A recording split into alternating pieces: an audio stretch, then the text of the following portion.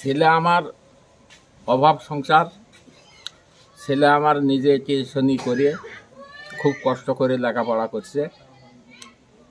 এখন ছেলে আমার শহীদ হয়ে যাওয়া 1 বছর পূর্ণ হয়, এখনও সরকার কোনো বিচারের প্রক্রিয়া কিছু দেখা গেল না।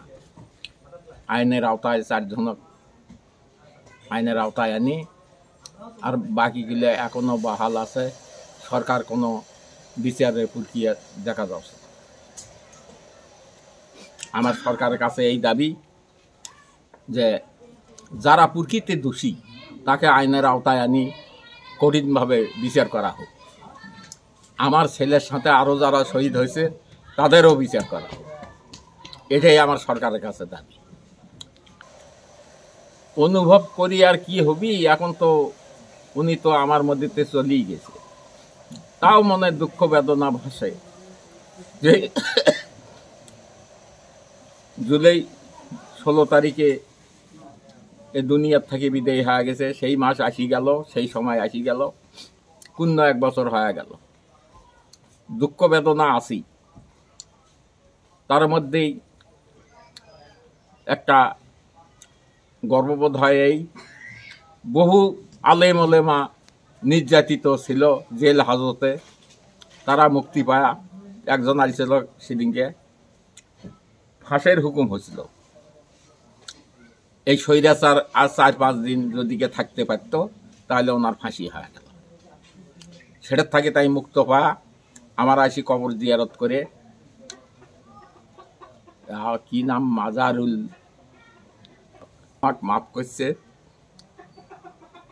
এই স্বৈরাচার পতন হয়া আমি মুক্তি পাই না, তাই আমার ফাঁসের হুকুম হয়েছে। তো এই মানুষগুলা মিথ্যা মামলায় নির্যাতিত,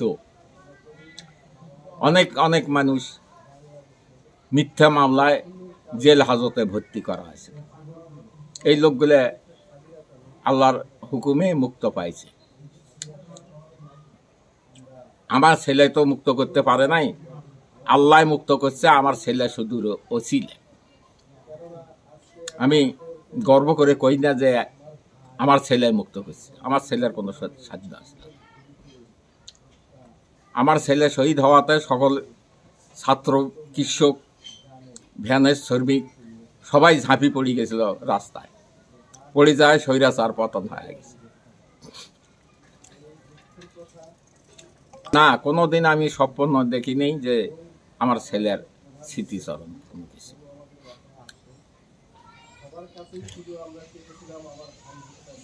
আমার নাম মেহেদি হাসান। আসলে দুঃখের কথা কি বলবো, আমাদের চাচা এখন বেঁচে নেই, কিন্তু ও আমাদের মাঝে সত্যি আছে, কিন্তু আমরা বুঝতে পারি না যে ও নাই, ঠিক আছে। কিন্তু এখন না বলার মতো কিছুই নেই, কারণ ও যে সময়ে আসতো সবার সাথে হাসি খুশিতে থাকতো, সবার সাথে কথা বলতো, গ্রামে খেলাধুলা, তারপরে গ্রামের ছেলেদের সাথে হাসি খুশি ভাবে থাকতো, ঘোরাফেরা করতো। কিন্তু এমন কোনো কিছুতে জড়িত ছিল না যে মানে কোনো ক্ষতি হবে কারো, বা কোনো কারো গালি দেওয়ার মতো কোনো পজিশন, এরকম কোনো কথাই বলেনি। তিনি সব সময় মনে করেন যে নিজেকে 5 ওয়াক্ত মনে করেন নিজেকে অনেক সেফ রাখতো, 5 ওয়াক্ত নামাজ কালাম পড়তো, সবার সাথে, মুরব্বীর সাথে, সবার সাথে ভালো আচরণ করতো। তারপরে সে ছোটবেলাতে অনেক কষ্টে ছিল, তারপরও মনে কিন্তু অনেক খুশি নিয়ে চলতো। প্রচুর কষ্ট গেছে ছোট থেকে। সে ছোটতে লেখাপড়া করে অনেক মনে করেন 5-এ মনে করেন A+ পাওয়ার পরেতে টিউশনি শুরু করার পরেতে মনে করেন যে আস্তে আস্তে এক একভাবে অনেক দুঃখ গেছে, কিন্তু সে কিন্তু কোনো সময় থেমে থাকেনি। সে তার গতিতে চলে গেছে। সে একটা আশা ছিল যে বড় হয়ে বাবার লেখাপড়া আরো ভালো করে জানি একটা সরকারি চাকরি পায়, বা বাবা মাকে জানি ভালো একটা পর্যায়ে নিয়ে যেতে পারে, বা গ্রামের 10-এর লোক জানি বলতে পারে যে পীরগঞ্জ থেকে কেউ একটা বড় পর্যায়ে গেছে। তারপরে আসলে লেখাপড়াটা শেষ পর্যায়ে দেখা গেল যে আর তার স্বপ্নটা পূরণ হলো না। সেই জুলাই আন্দোলনে শহীদ হওয়ার পরের থেকে গ্রামের লোক বা আমরা সবাই একবার সুখে আহত। কারণ সব সময় সে যেমন কুরবানি ঈদ গেল, রোজার ঈদ গেল, সবার সাথে ছবি তুলতো, হাসি খুশি থাকতো। তারপরে আমরা যে জ্যৈষ্ঠ মাস গেল আম খাইতাম একসাথে। মানে এখন কি রকম জানি নাই নাই লাগে, শূন্যতা। কোনো সরকারের কাছে পুরোপুরি বিচার পাই নাই। সরকারের এটাই আমার দাবি, সরকারে যান। যত যত লোক ছেলেরা শহীদ হয়ে গেছে সব গিলেই জানা বিচার যেন করে। আমার ছেলে চিরাত্তেনে জীবন দিচ্ছে, ওটা জানি আমার ছেলের স্বপ্ন পূরণ হয়। আর দেশের তেমনি আমার ছেলের জীবন দিছে, দেশের যেন ঠিক করি নির্বাচন করি যেন করে, ঠিক যেন দেশটা ঠিক করে, এটাই আমার সরকারের কাছে চাওয়া পাওয়া। আমার ছেলে যেদিন দেশটা ঠান্ডা হয়নি সেদিন আমার ছেলে যে আত্মাটা ঠান্ডা হবে না। আমার ছেলে যদি যেই জন্য জীবন দিচ্ছে এটা যদি করে তা আমার ছেলের আত্মাটা ঠান্ডা হবে। না যদি সরকারি করে তা আমার ছেলের কিছুই ফল পাবা লাগে। ফল জানি, এটা জানি, ফল জানি সরকারে জান করে। ছেলে সান্ত্বনা আসলো, আমার ছেলের আওয়াজ ছিল, আমার ছেলে মনে আল্লাহ বুঝ দিছিল। আমার ছেলে আমার অর্থ আসছিল না, আমার এই জন্যে আমার ছেলে আমার তো কিছু চায়নি। আমরা হলো অসহায়িত মানুষ, সংখ্যা আমার বাবা মা ছিল না, আমার অসহায়তা গেলে মানুষে খাচ্ছে, এই জন্য আমার কিছু আসলো না, আমার তো কিছু চাইনি। আমার ছেলে আমি হলো একটা কাম করে দিয়েছে না মা হিসাবে, সেই অনুদানে আমার ছেলে লেখাপড়া করছে। আমার ছেলেটি লেখাপড়া করে আমার ছেলেটি ছোটো ছোটো বাচ্চার ঘরে পড়াছে। এই ছোটো ছোটো বাচ্চারা পড়ি আমার ছেলে এগিয়ে গেছে। আমার মনে পড়েও আমার মনে পড়েও আমরা হলো আমার আমার যে পাই না, আমার মনে পায় না, না পাই আমরা হলো আমার বুঝ দেয় মনে বাংলাদেশ স্বাধীন করে পেয়ে গেছে। আমার যেটুকুলে আমার বাংলাদেশের ছেলে মেয়ে আছে, আমার সবাই ছেলে মেয়ে, আমার এটাই বুঝি। আসসালামু আলাইকুম, আমার নাম মোহাম্মদ আলমগীর হোসেন। আর আবু সাইদ ভাইয়ের কথা কি বলবো, আমি তো ছোটোবেলায় একসঙ্গে আবু সাইদকে নিয়ে ক্লাস 1 থেকে ক্লাস 6 পর্যন্ত দীর্ঘ 5-6 বছর আমরা একসঙ্গে সময় দিয়েছি। ওকে আমরা যতই দেখি ততই নিজেকেই গর্বিত মনে হয়েছিল ওই টাইমে, যে ও ছোটো 1 থেকে ওর যে মেধা আর ওর যে লেখাপড়ার একটা চাহিদা, আমাদের স্যার বা ম্যাডাম আমাদেরকে একবার যেটা বুঝাইতো আমরা বুঝতে পারতাম না, কিন্তু ওর এমন একটা মেধা ছিল যে ওকে বলার আগে ও নিজে নিজেই সেটা বুঝে যেত। এভাবে ও ক্লাস 5-এ যখন সমাপনী পরীক্ষা দেয়, সেই সমাপনী পরীক্ষায় ও A+ পায়, গোল্ডেন পায়। তখন থেকে ওই সেই গোল্ডেনের টাকা এবং অনেক কষ্ট করে ওই ছোটোবেলা থেকেই অন্যের ছেলে মেয়েকেও টিউশনি পড়াইতে ওই এতদূর পর্যন্ত গেছিল। যাই হোক, ও কোনো সময় মানুষের সঙ্গে খারাপ আচরণ বা খারাপ ব্যবহার বা গালি দেওয়া এসব আমরা ওর মুখ থেকে কোনো সময় শুনতে পাইনি। ও রংপুরে যখন কারমাইকেলে পড়লো, ওখান থেকে সে রোকেয়ায় চলে গেল। ওখান থেকে যখন গ্রামে আসতো, ও বন্ধু বান্ধবের কাছে নিজে সাজিয়ে যাইতো, গিয়ে গ্রামের কি অবস্থা, কে কেমন আছে এসব জিজ্ঞেস করতো। আমি বলতাম আমি লেখাপড়া ছেড়ে দিয়েছি ক্লাস 6 থেকেই। দেওয়ার পর আমি গার্মেন্টস করছিলাম 6 বছর। তারপর এসে আমি গ্রামে আবার রাজমিস্ত্রির জোগালি করে আমি এখন রাজমিস্ত্রি কাজ করি। ও আমাকে এটাও বলতো যে ভাই, তুই তো তাও বিয়ে করছিস, সন্তান হয়েছে, একটা মিস্ত্রি কাজ শিখছিস, কিন্তু আমি এত দূর লেখাপড়া করেও একটা ভালো চাকরি জোগাড় করতে পারতেছি না, তাহলে আমার কি হবি? তখন আমি নিজেই বলতাম যে তোর কষ্ট মনে করিস না, অবশ্যই চাকরি পাবি, তোর তো মেধা ভালো, একটু চেষ্টা কর। এভাবে সবাই অনুপ্রেরণা দিত যে তুই চাকরি পাবি, অবশ্যই ভালো পোস্টে একটা চাকরি পাবি, ভালো লেখাপড়া করছিস, সময় নিয়ে ধৈর্য ধর। কিন্তু এমন একটা পর্যায়ে আসি ও আন্দোলনে শহীদ হয়ে যায় আবু সাইদ এবং পুলিশের গুলিতে। এটা একবার মর্মান্তিকভাবে আমাদের গ্রামবাসী এখনও ওকে ছাড়া অনেক একা মনে হয়, ও আর তো কোনো সময় আসবে না। কিন্তু আমরা মনে করি যে ও আছে, ও রংপুরে আছে, রোকেয়াতে আছে, ওখানে লেখাপড়া করে, এটাই আমরা আমাদের মনকে বুঝ দিয়েছি। তাছাড়া ও যে নাই, এটা বললেই কেমন যেন নিজেকে খালি খালি মনে হয়। ও কোনো আসলে কোনো দলে যুক্ত ছিল না, কোনো নেশায় ছিল না, কোনো কারো খারাপ বিষয়ে কোনো মাথা ঘামাইতো না। আর চলাফেরাটাই অন্য। শতকরা 1000-এ 5 জন, 100 জনের ভিতর যদি বলেন 5 জন, তাদের ভিতর সে একজন ছিল। গ্রামের অসহায় দুঃখী এদেরকে নিয়ে আমাদেরকে নিজে বলছিল যে আমরা একটা সঙ্গ তৈরি করি, ছেলে বন্ধু বান্ধব মিলে, দেখি আমরাই কিছু সহযোগিতা করতে পারি কিনা, 10 টাকা, 5 টাকা, 100 টাকা, যাই যেটা পারি এটা দিয়ে আমরা। তাছাড়া এটাও আমরা ভাবি নেই যে আমরা গ্রামের জন্য এই কাজটা করব। আসলে আমি রুহুল আমিন, শহীদ আবু সাইদের চাচাতো ভাই, এবং ও আমার ম্যাচমেট এবং বেগম রোকেয়া বিশ্ববিদ্যালয়ে ইংরেজি বিভাগের আমার ছোট ভাই। আসলে আবু সাইদের সাথে আমার আসলে জন্মলগ্ন থেকে ওর মৃত্যু পর্যন্ত আমার একটা সম্পর্ক, ওর দাফন করা পর্যন্ত আমাদের একটা এমন একটা বন্ডে ছিল যে বড় ভাই এবং ছোট ভাই যেরকম ঠিক একইভাবে ওই রকমই আমরা বেড়ে উঠছি। আবু সাইদ যখন গ্রামে যখন ও ছিল বা আমরা ছিলাম, ও আসলে মানে কি বলে যে সকালে কাজ করতে গেছে, সকালে কাজ করে এসে আবার স্কুলে চলে গেছে, স্কুল থেকে এসে আবার মাঠে কাজ করতে গেছে। আসলে এইভাবেই কিন্তু দিনের পর দিন আবু সাইদ বেড়ে উঠেছে এবং ওই একটা হতদরিদ্র এবং কৃষক ফ্যামিলির একজন ছেলে যে স্বপ্ন দেখতো যে সে অনেক বড় কিছু হবে। তো আসলে মাঝে মাঝে এই বিষয়গুলো নিয়ে আবু সাইদের সাথে আমার কথা হতো যে ভাই আপনারা তো বিশ্ববিদ্যালয়ে পড়তেছেন, আমিও পড়বো, আসলে কিভাবে পড়লে বা গাইডলাইন সে চাইতো। আবু সাইদকে আমরা খুব সুন্দরভাবে গাইডলাইন দিতাম। ও অত্যন্ত মেধাবী, ভদ্র এবং নম্র ছেলে ছিল, খুবই মেধাবী ছেলে ছিল। ও মানে উচ্চ বাক্য কারোর সঙ্গেই করতো না, কোনো দিনও বেয়াদবি করতো না। সে এসএসসিতে ভালো ফলাফল করার পর সে রংপুরে গিয়ে সরকারি কলেজে ভর্তি হয় বিজ্ঞান বিভাগে। ওখানে গিয়েও সে কষ্ট করে সে নিজে টিউশন করিয়ে পড়াশোনার খরচ জুগিয়েছে। সে নিজে আবার প্রাইভেট পড়তো। এইভাবে সে তার এইচএসসিটাও সে সফলভাবে শেষ করে এবং যখন বিশ্ববিদ্যালয়ে সে ভর্তি পরীক্ষা দেবে তখন আমার কাছে আসে এবং অন্যান্য বড় ভাইয়ের কাছেও যায়, পরামর্শ নেয় যে কোথায় কোচিং করলে আমি আসলে বিশ্ববিদ্যালয়ে টিকবো। তো প্রথমে আসলে টাকা পয়সার অভাবের কারণে সে কোচিং করতে পারে না, নিজেই পড়াশোনা করছেন, করে প্রথমে পরীক্ষা দিয়েছেন। পরীক্ষাগুলো দেওয়ার পর প্রথম ফার্স্ট টাইমে কোথাও হয়নি, সেকেন্ড টাইমের জন্য সে খুবই হতাশ হয়ে যায় যে আসলে আমি এখন কি করব। তখন সে ঢাকায় যাওয়ারও চিন্তা ভাবনা করে, পড়াশোনা বাদ দিয়ে আমি ঢাকায় যাব।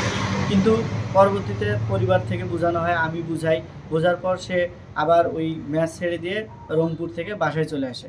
এসে রমজান ভাইয়ের রুম ছিল, ওখানে রমজান ভাইয়ের রুমে থেকে সে 3 মাস কঠোর পরিশ্রম করে পড়াশোনা করার পর সেকেন্ড টাইমে সে যখন পরীক্ষা দেয় তখন গোপালগঞ্জ একটা বিশ্ববিদ্যালয়ে সে চান্স পায়।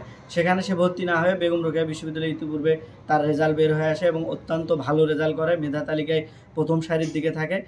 তাকে বলা হলো যে তুমি এখানে ইংরেজি পাবা, তুমি এখানে ভর্তি হবা, এবং সে আমার কথা অনুযায়ী সে ইংরেজি বিভাগে ভর্তি হলো এবং সেদিনে ভর্তি করার পর আমার ম্যাচে তাকে নিয়ে যাওয়ার পর তাকে আমার ম্যাচে উঠাই। এই যে 4টা বছর তার সাথে আমরা অতপ্রতভাবে, একবার বড় ভাই ছোট ভাই যেরকম থাকে সব কিছু শেয়ার করতাম, একসঙ্গে টিউশনিতে যেতাম। দেখা যেত যে শীতের সময় আমরা রাত 11টার সময় টিউশন থেকে এসে এই ঠান্ডা ভাত আমরা খেতাম, এবং এমন সময় গেছে যে দুপুরে গরম ভাত খেয়ে প্রখর রোদে আমরা সাইকেল চালিয়ে আমরা টিউশনিতে যেতাম। আবু সাইদও ঠিক একইভাবে সেই গরমে একটা সাইকেল ছিল, সে প্রখর রোদে সে যাচ্ছে, একদিন দেখি যে সে টিউশনে যাচ্ছে, যে এত রোদ, সে গরম ভাত মুখে দিয়ে বা সে গরমের রোদেও সে টিউশন করাইছে। রাত 11টা, 11:30, 10টা ছাড়া সে বাড়িতে আসতো না, এই টিউশন করে সে চলে আসতো। নিজের পড়াশোনার খরচ সে টিউশন করেই চালাতো, পাশাপাশি বাড়িতেও সে তার বাবা মাকে কিছু দিত এবং বোনকেও কিছু দিত। এইভাবে সে কিন্তু একটা পড়াশোনা শেষ করার তার একটা ইচ্ছা ছিল এবং পড়াশোনা শেষ করে সে অনেক বড় অফিসার হওয়ার তার ইচ্ছা ছিল, সে বিসিএস ক্যাডার হবে। এইভাবে তার আসলে ইচ্ছাগুলো সে পোষণ করেছিল। এইভাবে যখন বৈষম্য বিরোধী ছাত্র আন্দোলন যখন যে আন্দোলনটা শুরু হয় তখন সে বেগম রোকেয়া বিশ্ববিদ্যালয়ের একজন সমন্বয়ক ছিলেন এবং তার নেতৃত্বেও আমরা পপি ছাত্রাবাস থেকে আমরা প্রতিদিন আবু সাইদের সঙ্গে আন্দোলনে যোগদান করতাম এবং এই যে একটা ন্যায়ের পক্ষে সে দাঁড়িয়েছিল। সে প্রথম থেকেই একটা অন্যায়ের বিরুদ্ধে সবসময় দাঁড়াতো, সে কখনো অন্যায় করতো না এবং অন্যায়কে কখনো প্রশ্রয়ও দিত না। এবং এই যে প্রতিবাদী যে একটা কণ্ঠস্বর, সে একটা সাংবিধানিক অধিকার নিয়ে একজন মানুষের যে যেন বৈষম্য না থাকে, একটা গরিব ছেলেও যেন পড়াশোনা করে যেন ভালো চাকরি পায়, এখানে যেন চাকরিতে যেন কোনো ধরনের বৈষম্য না থাকে। এই যে সকল শত শত ছাত্রের, লক্ষ লক্ষ ছাত্রের যে অধিকার, এই অধিকারের পক্ষে আবু সাঈদ দাঁড়িয়েছিল। 16ই জুলাই যখন মিছিলে সে অংশগ্রহণ করে, শহর থেকে যে যখন মিছিলটা পার্কের মোড়ে প্রবেশ করে, তখন শান্তিপূর্ণ একটা মিছিল ছিল। এই শান্তিপূর্ণ মিছিলের উপর ছাত্রলীগ, আওয়ামী লীগ এবং পুলিশ অতর্কিত হামলা চালায়। এই হামলাতেই ছাত্ররা ছত্রভঙ্গ হয়ে যায়, বা আবার ছাত্ররা বলে যে তোমরা আমাদের ভাই, তোমরা আমাদের বোন, তোমরা এই অধিকারের সাথে এই একত্রতা প্রকাশ করো, তোমরা আমাদেরকে মেরো না। এই স্লোগানটা কিন্তু মাইকে হচ্ছিল, কিন্তু পুলিশ এবং ছাত্রলীগ এই স্লোগান কোনো কর্ণপাত না করে নির্বিচারে গুলি চালাতে থাকে। তখন সকল ছাত্ররা যখন এই পিছু হটে, ঠিক তখনই দুহাত প্রসারিত করে দিয়ে আবু সাঈদ বলে যে shoot me, don't shoot the students, যে আমাকে তোমরা হত্যা করো কিন্তু আমার ভাইদেরকে তোমরা মেরো না। একজন নিরস্ত্র একজন ছেলেকে কিভাবে এভাবে গুলি করে দুনিয়া থেকে বিদায় করে দিল, এইটা আসলে খুবই দুঃখজনক। আবু সাঈদ একটা ইতিহাসের নাম, আবু সাঈদ একটা অন্যায়ের বিরুদ্ধে একটা বলিষ্ঠ কণ্ঠস্বর। আর বলতে চাই যে আবু সাঈদ সবসময় সৎ এবং নিষ্ঠাবান ছেলে ছিল। আবু সাঈদ অধিকারের কথা বলেছে, আবু সাঈদ অধিকার প্রতিষ্ঠিত করতে চেয়েছে। আর আবু সাঈদের সাথে সর্বশেষ যে একটা মেসেজ আমাদেরকে দিয়েছিল যে ভাই আপনারা 3টার মিছিলে, আপনারা বেগম রোকেয়া বিশ্ববিদ্যালয় থেকে 3টায় মিছিল বের হবে, আপনারা 3টার মিছিলে আসেন। কিন্তু সে প্রথমেই যে শহর থেকে যে মিছিলটা বের হয়েছিল, ওই মিছিলেই বিশ্ববিদ্যালয়, কলেজ, স্কুল সকল এবং আপামর জনতা সবাই ওই মিছিলে অংশগ্রহণ করে। এই ছিল 16ই জুলাইয়ের ঘটনা। যে এই যে আমার ভাইটাকে তারা যে হত্যা করলো, আবু সাঈদের সাথে যে আমাদের ম্যাথস লাইফ, বিশ্ববিদ্যালয় লাইফ, তার গ্রামে একসঙ্গে বেড়ে ওঠা, এই যে একসঙ্গে যে চলাফেরা করা, কখনো ভাবতে পারছি না যে আবু সাঈদ আসলে আমাদের থেকে চলে গেছে। যে এই যে তাজা ছেলেটা, মেধাবী ছেলেটা, যে ছেলেটা মানে মনে হচ্ছে যে আবু সাঈদ এখনও আছে আমাদের সামনে। এসে রুমে এসে বলতেছে যে রুহুল ভাই আসেন, আপনি কখন আসলেন? এই যে জিজ্ঞাসা যে করতো, এসে প্রায় দেখা হলেই সালাম দিয়ে বলতো রুহুল ভাই কেমন আছেন, কখন আসলেন। যে মনে হচ্ছে যে আসলে তাকে যে হারানোর বেদনা কখনো ভুলতে পারবো না। মনে হচ্ছে আবু সাঈদ আমাদের পাশে আছে, আবু সাঈদ আমাদের কাছে আছে। এটা কখনোই মানে বিশ্বাস হয় না যে আবু সাঈদ পৃথিবীতে নাই। তো সব মিলিয়ে আসলে আবু সাঈদের হারানোর বেদনা এটা আমরা কখনোই সহ্য করতে পারবো না। আর আবু সাঈদ যে কারণে জীবন দিল, এইটা যদি প্রতিষ্ঠিত না হয় তাহলে তাদের রক্তের প্রতি আমরা বেইমানি করব। এই জন্য আমার উদাত্ত আহ্বান, আবু সাঈদ সহ যারা বৈষম্য বিরোধী ছাত্র আন্দোলনে জীবন দিয়েছে, যে উদ্দেশ্যে জীবন দিয়েছে, আমরা সকলেই একসঙ্গে আমাদের দেশটাকে এগিয়ে নিয়ে যাব, বৈষম্যহীন একটা বাংলাদেশ গড়ব। বিসমিল্লাহির রহমানির রহিম। আজকে 16ই জুলাই শহীদ দিবস। আজকে বেগম রোকেয়া বিশ্ববিদ্যালয়ের সামনে যে আমার ভাই শহীদ আবু সাঈদ যেভাবে এই দেশে বৈষম্য বিরোধী ছাত্র আন্দোলনে যে কোটা সংস্কার নিয়ে যে আন্দোলন শুরু হয়, সেই আন্দোলনকে কেন্দ্র করে আমার ভাই আবু সাঈদ প্রথম সারি থেকে সেই নেতৃত্ব দিতে গিয়ে যে পুলিশের গুলিতে নির্মমভাবে শহীদ হয়ে যায় এবং লাইফে বাংলাদেশ দেশের মানুষ এবং দেশের বাহিরের মানুষ তা স্বচক্ষে দেখেছেন যে আমার ভাই পুলিশের গুলিতে শহীদ হয়ে যায়। তারপর যে বাংলাদেশের মানুষ আবু সাঈদের আত্মত্যাগ দেখে মানুষ লিপ্ত হয়ে যায়, রাজনীতি এবং সকল পেশার লোকজন ঝাঁপিয়ে পড়ে সরকারের বিরুদ্ধে রাস্তায়। 5ই আগস্ট সেই আওয়ামী লীগ সরকারের পতন হয়। পতন হওয়ার পর যে বাংলাদেশে বর্তমান যে প্রধান উপদেষ্টা তিনি আসেন এবং তাকে প্রধান উপদেষ্টা হিসেবে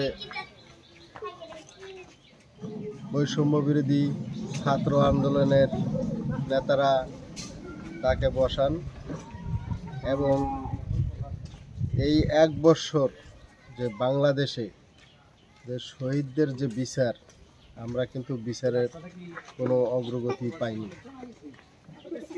শুধু আমার ভাই আবু সাঈদ সহ সকল শহীদের বিচার কামনা করি এবং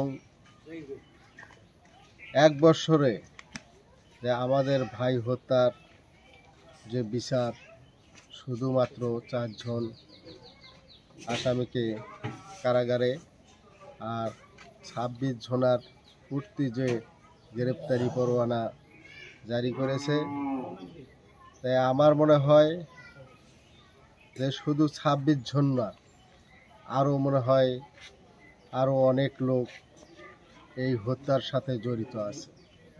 করি যে আমার ভাই হত্যার যে বিচার, এই বিচার এত ধীর গতিতে হওয়ার কারণ আজও আমি জানতে পাইনি। কিন্তু আমার মনে হয় এই বিচারের পিছনে কোনো ষড়যন্ত্র আছে নাকি আমি জানি না। আমি চাই যে আমার যে ভাই হত্যার বিচার অতি দ্রুত করতে হবে এবং দেশে এবং দেশের বাইরে যে আসামিরা পলাতক অবস্থায় আছে তাদেরকে বাংলাদেশে এনে তার উপযুক্ত শাস্তি এবং তাদের ফাঁসির কার্যকর করা দরকার। আসলে আমি রুহুল আমিন, শহীদ আবু সাঈদের চাচাতো ভাই, এবং ও আমার ম্যাচমেট এবং বেগম রোকেয়া বিশ্ববিদ্যালয়ে ইংরেজি বিভাগের আমার ছোট ভাই। আসলে আবু সাঈদের সাথে আমার আসলে জন্মলগ্ন থেকে ওর মৃত্যু পর্যন্ত আমার একটা সম্পর্ক, ওর দাফন করা পর্যন্ত আমাদের একটা এমন একটা বন্ডেজ ছিল যে বড় ভাই এবং ছোট ভাই যেরকম ঠিক একইভাবে ওই রকমই আমরা বেড়ে উঠছি। আবু সাঈদ যখন গ্রামে যখন ও ছিল বা আমরা ছিলাম, ও আসলে মানে কি বলে যে সকালে কাজ করতে গেছে, সকালে কাজ করে এসে আবার স্কুলে চলে গেছে, স্কুল থেকে এসে আবার মাঠে কাজ করতে গেছে। আসলে এইভাবেই কিন্তু দিনের পর দিন আবু সাঈদ বেড়ে উঠেছে এবং ওই একটা হতদরিদ্র এবং কৃষক ফ্যামিলির একজন ছেলে যে স্বপ্ন দেখতো যে সে অনেক বড় কিছু হবে। তো আসলে মাঝে মাঝে এই বিষয়গুলো নিয়ে আবু সাঈদের সাথে আমার কথা হতো যে ভাই আপনারা তো বিশ্ববিদ্যালয়ে পড়তেছেন, আমিও পড়বো, আসলে কিভাবে পড়লে বা গাইডলাইন সে চাইতো। আবু সাঈদকে আমরা খুব সুন্দরভাবে গাইডলাইন দিতাম। ও অত্যন্ত মেধাবী, ভদ্র এবং নম্র ছেলে ছিল, খুবই মেধাবী ছেলে ছিল। ও মানে উচ্চ বাক্য কারোর সঙ্গেই করতো না, কোনো দিনও বেয়াদবি করতো না। সে এসএসসিতে ভালো ফলাফল করার পর সে রংপুরে গিয়ে সরকারি কলেজে ভর্তি হয় বিজ্ঞান বিভাগে। ওখানে গিয়েও সে কষ্ট করে সে নিজে টিউশন করিয়ে পড়াশোনার খরচ জুগিয়েছে। সে নিজে আবার প্রাইভেট পড়তো। এইভাবে সে তার এইচএসসিটাও সে সফলভাবে শেষ করে এবং যখন বিশ্ববিদ্যালয়ে সে ভর্তি পরীক্ষা দেবে তখন আমার কাছে আসে এবং অন্যান্য বড় ভাইয়ের কাছেও যায়, পরামর্শ নেয় যে কোথায় কোচিং করলে আমি আসলে বিশ্ববিদ্যালয়ে টিকবো। তো প্রথমে আসলে টাকা পয়সার অভাবের কারণে সে কোচিং করতে পারে না, নিজে পড়াশোনা করছেন, করে প্রথমে পরীক্ষা দিয়েছেন। পরীক্ষাগুলো দেওয়ার পর প্রথম ফার্স্ট টাইমে কোথাও হয়নি, সেকেন্ড টাইমের জন্য সে খুবই হতাশ হয়ে যায় যে আসলে আমি এখন কি করব। তখন সে ঢাকায় যাওয়ারও চিন্তা ভাবনা করে যে পড়াশোনা বাদ দিয়ে আমি ঢাকায় যাব। কিন্তু পরবর্তীতে পরিবার থেকে বোঝানো হয়, আমি বুঝাই, বোঝার পর সে আবার ওই ম্যাচ ছেড়ে দিয়ে রংপুর থেকে বাসায় চলে আসে। এসে রমজান ভাইয়ের রুম ছিল, ওখানে রমজান ভাইয়ের রুমে থেকে সে 3 মাস কঠোর পরিশ্রম করে পড়াশোনা করার পর সেকেন্ড টাইমে সে যখন পরীক্ষা দেয় তখন গোপালগঞ্জ একটা বিশ্ববিদ্যালয়ে সে চান্স পায়। সেখানে সে ভর্তি না হয়ে বেগম রোকেয়া বিশ্ববিদ্যালয়ে ইতিপূর্বে তার রেজাল্ট বের হয়ে আসে এবং অত্যন্ত ভালো রেজাল্ট করে, মেধা তালিকায় প্রথম সারির দিকে থাকে। তাকে বলা হলো যে তুমি এখানে ইংরেজি পাবা, তুমি এখানে ভর্তি হবা, এবং সে আমার কথা অনুযায়ী সে ইংরেজি বিভাগে ভর্তি হলো এবং সেদিনে ভর্তি করার পর আমার ম্যাচে তাকে নিয়ে যাওয়ার পর তাকে আমার ম্যাচে উঠাই। এই যে 4টা বছর তার সাথে আমরা অতপ্রতভাবে, একবার বড় ভাই ছোট ভাই যেরকম থাকে সব কিছু শেয়ার করতাম, একসঙ্গে টিউশনিতে যেতাম। দেখা যেত যে শীতের সময় আমরা রাত 11টার সময় টিউশন থেকে এসে এই ঠান্ডা ভাত আমরা খেতাম। এবং এমন সময় গেছে যে দুপুরের গরম ভাত খেয়ে প্রখর রোদে আমরা সাইকেল চালিয়ে আমরা টিউশনিতে যেতাম। আবু সাঈদও ঠিক একইভাবে সেই গরমে একটা সাইকেল ছিল, সে প্রখর রোদে সে যাচ্ছে। একদিন দেখেছে সে টিউশনে যাচ্ছে, যে এত রোদ, সে গরম ভাত মুখে দিয়ে সে গরমের রোদেও সে টিউশন করাইছে। রাত 11টা, 11:30, 10টা ছাড়া সে বাড়িতে আসতো না। এই টিউশন করে সে চলে আসতো, নিজের পড়াশোনার খরচ সে টিউশন করেই চালাতো। পাশাপাশি বাড়িতেও সে তার বাবা মাকে কিছু দিত এবং বোনকেও কিছু দিত। এইভাবে সে কিন্তু একটা পড়াশোনা শেষ করার তার একটা ইচ্ছা ছিল এবং পড়াশোনা শেষ করে সে অনেক বড় অফিসার হওয়ার তার ইচ্ছা ছিল, সে BCS ক্যাডার হবে। এইভাবে তার আসলে ইচ্ছাগুলো সে পোষণ করেছিল। এইভাবে যখন বৈষম্য বিরোধী ছাত্র আন্দোলন যখন যে আন্দোলনটা শুরু হয়, তখন সে বেগম রোকেয়া বিশ্ববিদ্যালয়ের একজন সমন্বয়ক ছিলেন এবং তার নেতৃত্বেও আমরা পপি ছাত্রাবাস থেকে আমরা প্রতিদিন আবু সাঈদের সঙ্গে আন্দোলনে যোগদান করতাম। এবং এই যে একটা ন্যায়ের পক্ষে সে দাঁড়িয়েছিল, সে প্রথম থেকেই একটা অন্যায়ের বিরুদ্ধে সবসময় দাঁড়াতো। সে কখনো অন্যায় করতো না এবং অন্যায়কে কখনো প্রশ্রয়ও দিত না। এবং এই যে প্রতিবাদী যে একটা কণ্ঠস্বর, সে একটা সাংবিধানিক অধিকার নিয়ে একজন মানুষের যে যেন বৈষম্য না থাকে, একটা গরিব ছেলেও যেন পড়াশোনা করে যেন ভালো চাকরি পায়, এখানে যেন চাকরিতে যেন কোনো ধরনের বৈষম্য না থাকে, এই যে সকল শত শত ছাত্রের, লক্ষ লক্ষ ছাত্রের যে অধিকার, এই অধিকারের পক্ষে আবু সাঈদ দাঁড়িয়েছিল। 16ই জুলাই যখন মিছিলে সে অংশগ্রহণ করে, শহর থেকে যে যখন মিছিলটা পার্কের মোড়ে প্রবেশ করে, তখন শান্তিপূর্ণ একটা মিছিল ছিল। এই শান্তিপূর্ণ মিছিলের উপর ছাত্রলীগ, আওয়ামী লীগ এবং পুলিশ অতর্কিত হামলা চালায়। এই হামলাতেই ছাত্ররা ছত্রভঙ্গ হয়ে যায়। বা আবার ছাত্ররা বলে যে তোমরা আমাদের ভাই, তোমরা আমাদের বোন, তোমরা এই অধিকারের সাথে এই একত্রতা প্রকাশ করো, তোমরা আমাদেরকে মেরো না। এই স্লোগানটা কিন্তু মাইকে হচ্ছিল, কিন্তু পুলিশ এবং ছাত্রলীগ এই স্লোগান কোনো কর্ণপাত না করে নির্বিচারে গুলি চালাতে থাকে। তখন সকল ছাত্ররা যখন এই পিছু হটে, ঠিক তখনই দুহাত প্রসারিত করে দিয়ে আবু সাঈদ বলে যে shoot me, don't shoot the students, যে আমাকে তোমরা হত্যা করো, কিন্তু আমার ভাইদেরকে তোমরা মেরো না। একজন নিরস্ত্র একজন ছেলেকে কিভাবে এভাবে গুলি করে দুনিয়া থেকে বিদায় করে দিল, এইটা আসলে খুবই দুঃখজনক। আবু সাঈদ একটা ইতিহাসের নাম, আবু সাঈদ একটা অন্যায়ের বিরুদ্ধে একটা বলিষ্ঠ কণ্ঠস্বর। আর বলতে চাই যে আবু সাঈদ সবসময় সৎ এবং নিষ্ঠাবান ছেলে ছিল। আবু সাঈদ অধিকারের কথা বলেছে, আবু সাঈদ অধিকার প্রতিষ্ঠিত করতে চেয়েছে। আর আবু সাঈদের সাথে সর্বশেষ যে একটা মেসেজ আমাদেরকে দিয়েছিল যে ভাই আপনারা 3টার মিছিলে, আপনারা বেগম রোকেয়া বিশ্ববিদ্যালয় থেকে 3টায় মিছিল বের হবে, আপনারা 3টার মিছিলে আসেন। কিন্তু সে প্রথমেই যে শহর থেকে যে মিছিলটা বের হয়েছিল, ওই মিছিলেই বিশ্ববিদ্যালয়, কলেজ, স্কুল সকল এবং আপামর জনতা সবাই ওই মিছিলে অংশগ্রহণ করে। এই ছিল 16ই জুলাইয়ের ঘটনা। যে এই যে আমার ভাইটাকে তারা যে হত্যা করলো, আবু সাঈদের সাথে যে আমাদের ম্যাচ লাইফ, বিশ্ববিদ্যালয় লাইফ, তার গ্রামে একসঙ্গে বেড়ে ওঠা, এই যে একসঙ্গে যে চলাফেরা করা, কখনো ভাবতে পারছি না যে আবু সাঈদ আসলে আমাদের থেকে চলে গেছে। যে এই যে তাজা ছেলেটা, মেধাবী ছেলেটা, যে ছেলেটা মানে মনে হচ্ছে যে আবু সাঈদ এখনও আছে আমাদের সামনে। এসে রুমে এসে বলতেছে যে রুহুল ভাই আসেন, আপনি কখন আসলেন, এই যে জিজ্ঞাসা যে করতো, এসে প্রায় দেখা হলেই সালাম দিয়ে বলতো রুহুল ভাই কেমন আছেন, কখন আসলেন।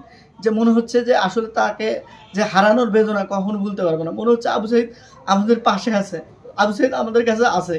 এটা কখনোই মানে বিশ্বাস হয় না যে আবু সাঈদ পৃথিবীতে নাই। তো সব মিলিয়ে আসলে আবু সাঈদের হারানোর বেদনা এটা আমরা কখনোই সহ্য করতে পারবো না। আর আবু সাঈদ যে কারণে জীবন দিল, এইটা যদি প্রতিষ্ঠিত না হয়, তাহলে তাদের রক্তের প্রতি আমরা বেইমানি করবো। এই জন্য আমার উদাত্ত আহ্বান, আবু সাঈদ সহ যারা বৈষম্য বিরোধী ছাত্র আন্দোলনে জীবন দিয়েছে, যে উদ্দেশ্যে জীবন দিয়েছে, আমরা সকলেই একসঙ্গে আমাদের দেশটাকে এগিয়ে নিয়ে যাব, বৈষম্যহীন একটা বাংলাদেশ গড়ব।